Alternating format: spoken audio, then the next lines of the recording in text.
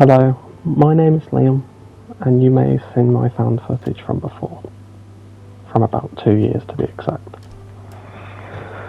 A lot has changed since I first arrived to Chenaruas, and this is my story and the origins of the outbreak of the zombie virus. 2 years ago, I came to Chenaruas to see the sporting events taking place here. However, things suddenly went from being great to hell on earth, to put it lightly. What I'm about to say now is the timeline of events which led up to the outbreak of the zombie virus, as I'm going to put it as. January 8th, 2022. RCP, which is short for Revival Care Products, a company that specialises in skincare creams and solutions, uses a combination of chemicals they coin as Andesign. The chemical combination is known for revitalising skin and its regenerative properties, making the user appear younger. RCP decides to use this mix of chemicals, in a trial of potential face creams in marketing towards older adults. I wrote this down on this notepad for this footage, and it's really scribbled all over the place. Anyway, let's carry on. Trials and tests on animal subjects have been proven to be most likely really unsuccessful, with either being failure or hardly any success. But researchers press on to make the revolutionary formula. On March 15th, 2022, RCP hires the Chenaruas Mining Corporation to transport the unstable product across the country to other labs for more clinical trials. Researchers receive a gag order about the ingredients of the face cream, and the company's marketing team begins to work on teasing the new product to the public. The marketing strategy garners the attention of the older population, just which the company had hoped originally. The advertisements do not make it out for the region due to the Chenaruas media restriction policies. And then nothing really happens to the 27th of April, the same year. A train carrying the unstable chemical is derailed after a failure in the tracks, and a train car holding the chemicals spill across out the coast. A chemical special hazard chemical cleanup crew detachment, known as CBRN, from the Chenaruas Army is called in to help clean up the spill. News channels broadcast about not drinking the water and staying away from the affected areas until further notice. The spill occurred from just outside Berezino, a few hundred metres from a graveyard. On the 28th, the chemical now seeped into the ground and has made its way to the graveyard around Berezino. Cordon is put up to keep the people from entering the area, as the CBRN is still trying to clean up the spill, which is understandable. The CBRN was trying to do their best at the time. Then on the 29th, mild panic and paranoia spreads around, so a rumour about the graveyard slips to the public, stating that a few of the graves seem to have been dug up with bodies missing. The local police force brush it off as a grave robber, but question the CBRN personnel handling the cordon. The police are told all business regarding the spill site is privileged information, but later that day, a report come in from an elderly woman to the Berezino Police Department saying there is a sick individual around her home. When the police arrive, the victim is screaming in her yard for help. When the police locate the said individual, she is found to have a chunk of her arm missing and a person stumbling towards her. Police shoot the sick person and take the woman to the hospital for further assessment of her injury. At the same time, a group of researchers break the Berezino cordon, unknowingly carrying a species of a parasite. Smashing through the area of the chemical spill, they ditch their vehicle in the north and make their way to the place most people will hear them, the World Sporting Competition. Pursuing the researchers, a CBRN platoon enters the area as the group turns into infected. Disposing of them, they cover up the story and institute, not initiate, but either way, it's the same way, a quarantine of the area. On the 30th, there are more reports of missing graves and stumbling individuals. The police are trying to assess the situation as more people are being bit, and the town of Berezino is placed on lockdown and cordoned off by CBRN. Phone lines and local cell towers are disabled, effectively isolating the city from the rest of the country. But before it is cut off, some citizens manage to get information to the outside world before the government scrub their social media posts from the internet. More bright cases lead to the quarantine. To more quarantine, sick individuals are taken to the hospital. The elderly woman from before is turned, and all sick individuals taken to the hospital turn after a few days and attack the hospital staff. A train carrying the same chemicals derails and spills the chemical into the World Sporting Competition quarantine, causing a slew of contaminated individuals. But before the area can be decontaminated, it's too late as the chemical seeps into groundwater in the nearby river. The 1st of May. The town of Berezino collapses as more undead individuals rise and attack any and all who remain out in the open.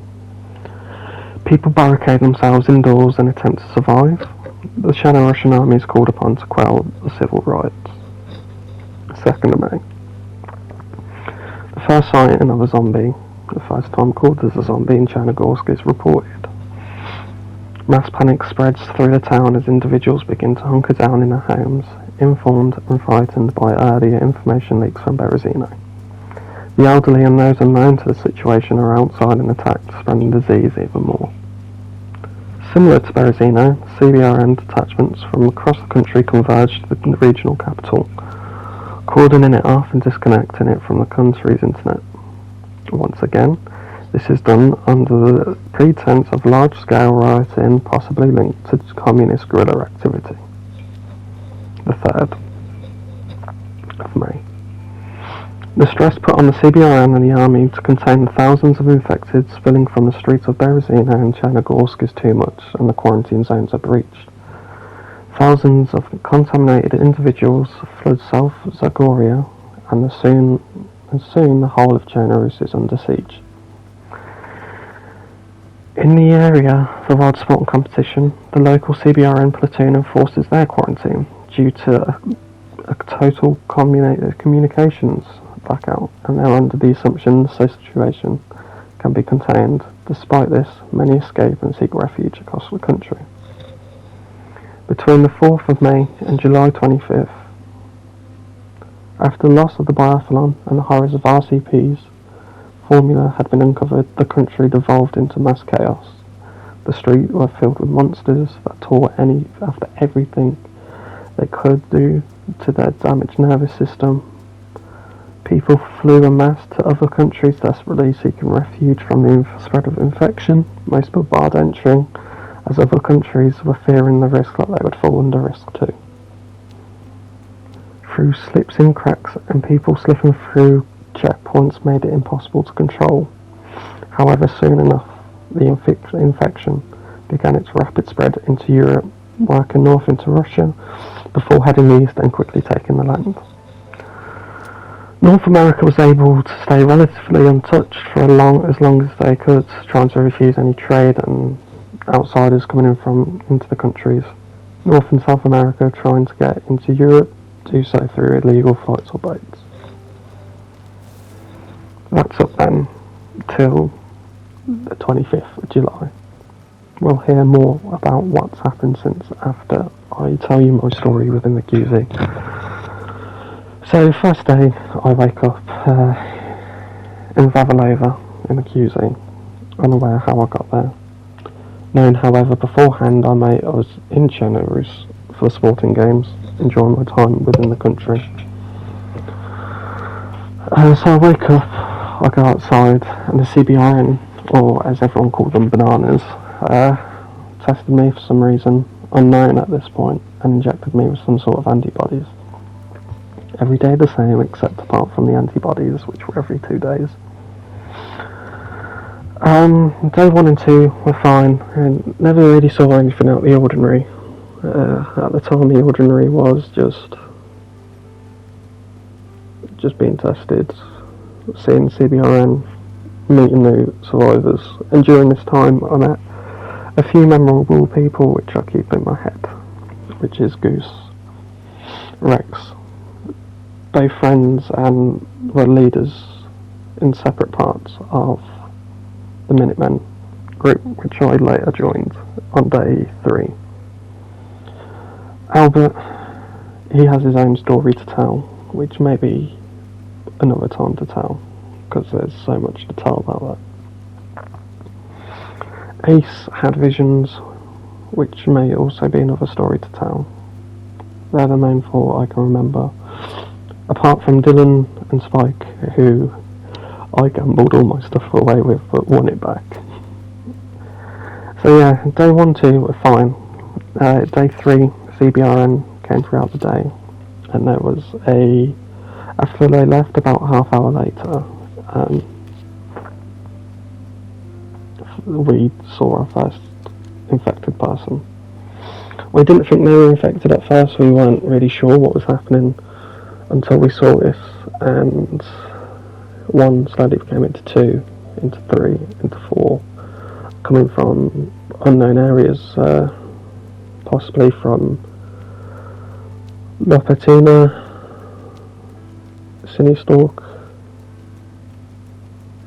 or even from the train derailment by the biathlon arena. So seeing this, the CBRN came, they told us to go to Sinistalk. There was a barn there where they had people there to make sure we were okay, see if anyone was showing any symptoms of being infected, and a few infected individuals slowly strolled up and got us put down.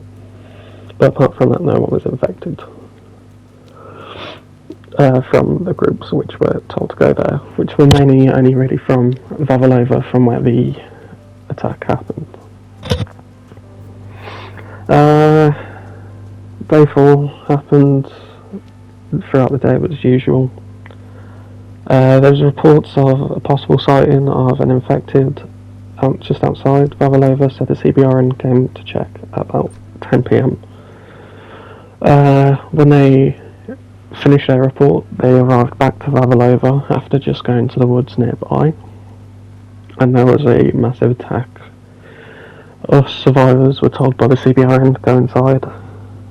However, unluckily, one of us was bit and scratched by an infected and turned within 2 minutes. The night followed like this. Everyone inside, apart from the CBRN, no lights. If we saw an infected, we'd shoot through windows to help the CBRN. However, that wasn't enough for one unlucky commander of this CBRN platoon. Somehow he managed to hold off the infection for multiple hours due to his suit, as they were all wearing hazmats and gas masks. So he wore said hazmat suit, turned infected, and turned about 8 AM. After I went up to the CBRN and was questioning him, I was like, I thought one of your guys said he was scratched and bit through his suit. They said, are you questioning our knowledge and authority, and pointed a gun at me, and I backed away. I didn't have a gun holstered, had it holstered at the time, not in my hands. So I backed away, because I didn't want to get shot and killed. So they decontaminated the area whilst everyone in Vavilovo decided to go up to the ski slopes, thinking that'd be a safe refuge, which it was. We grew some pumpkins there. One of the guys made soup for everyone, cooked food for everyone. Put on the table, we took a group photograph from who was up there at the time. Rex took it for everyone. And we found out on Splodget was the only social media that was only accessible within the area. That we was out with the QZ and somehow slipped past. So we had to go back down. We decided to go back to Vavilova as it was decontaminated, and the CBRN.gov account on Splodget put it that it was decontaminated. So we headed back. Everyone went to rest for the following day, which the following day would turn for dramatic events. So leading to all of this, we didn't know how bad the situation was, just that we were the only quarantine zone. This was due to the CBRN not knowing themselves what was happening. So the day was usual, apart from just a small attack in the morning, but luckily no one was killed or infected. The CBRN then left, and about an hour later, some official that had insider information from CBRN had announced that the quarantine zone was going to be lifted, but it was due to on the Friday, the day that it took place, but it wasn't lifted. It fell due to the amount of infected individuals that made it through into the quarantine zone, and the platoon too small to be able to fight it off. So the CBRN made checkpoints around the edges of the original quarantine zone as if it didn't fall, and also patrols around the area on the outskirts where then checkpoints weren't, to make sure no one was leaving. So we found out if we left the quarantine zone by being spotted by CBRN or tried to and stopped by CBRN, we'd be shot on sight. So us, my group, which was led by Goose and Rex, had a massive talk with another group, which was, I can't remember his name now, but they were blue armbands. And we discussed a plan to leave the QZ. We made a plan where we'd split off into two, and if one was shot by the CBRN, the whole group would shoot at them for survival, as they don't want to hold back. So we did this, and we had 3 fallback points. One was the ski resort from before, another was Cine Stock Industrial, and the summer camp. So our group split off going south, and the blue armband group split off going north. We wasn't able to have any contact because by this time Slodget went down with a 404 error and wasn't able to be reloaded, lost all signal, GPS coordinates at the time. Obviously, if you had a radio, it would have still worked. So we headed down south to this summer camp, and whilst we was leaving Vavilova off in the tree line to the east, we noticed 2 CBRN guys tailing us for a while. So we ditched the road and headed over to the train track to head south towards Zelengorsk, which was just after the summer camp. So we followed that, and we on the way we noticed piles and piles and piles of dead bodies, either infected or suspected infected, who were shot killed by the CBRN and the Russian army, and thrown into piles and then burnt to a crisp. Which, apart from people who were in service before all this, it couldn't stomach it, and including myself, we all vomited at the sight of this, so we rushed past it as soon as we could. We walked about 10 kilometres in total to get to the summer camp, mainly following the train tracks, making sure we weren't followed by CBRN or maybe even any suspected infected individuals. So we got to the summer camp, greeted by the blue armbands, so he luckily got there before us, and we were glad to see him. And the person who was calling it a refuge, I can't remember her name now, but she was wearing a purple raincoat. So we rested, we talked about and realised what was going on, and then went to sleep. And so, in the time since, so from what I've heard, New York was nuked on the 15th of August back in 2022, but infected cases still spread across the globe and across America. The US president was killed at a press conference on the 25th of August same year. However, since then, I only had a few stories from people coming here. So, what about me? What's happened to me since in the past 2 years? Well, I've lived, surprisingly.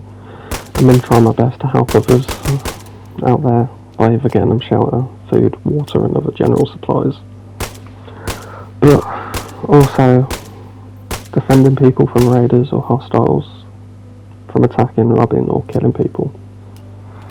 Apart from that, the first few months after the QZ fell, within the first few weeks I left the Minutemen and decided to head out on my own and survive. I kept in contact with Goose within this whole time on the radio and rejoined them towards the start of 2023. Whereas as a group, we basically do the same as what I previously stated, which was help people, defend them, and our main goal is to try return humanity to what it was. Anyway, that was my story and the history of really what's gone on in the last 2 years since the zombie outbreak and what caused it. But for now, if you see this, know you're not alone. Stay safe. And this is me calling out. Goodbye. Till next time.